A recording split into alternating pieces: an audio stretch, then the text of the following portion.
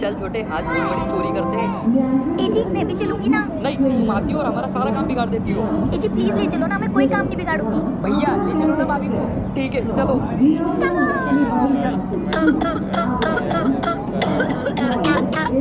इतनी ठंड में कोल्ड ड्रिंक पीओगी तो खासोगी ना। अगर चोरी करते हो खासी ना तो सोच लेना।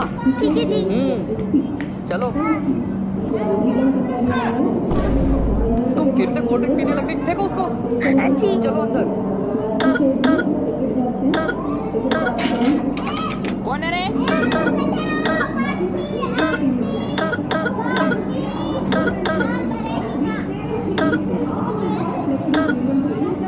ये कैसे चोट है साले? हट। दिन भर थक गई थी, बोला था ना कोल्ड ड्रिंक मत पिया करो। तुम्हारी खांसी की वजह से मार खाते खाते बचे। पर ये देखो मैं डायमंड प्ले बटन लाई। तो इसका क्या अचार डाले हम? किस किस को कोल्ड ड्रिंक पीने से खांसी आती है तो कमेंट में जरूर बताएं।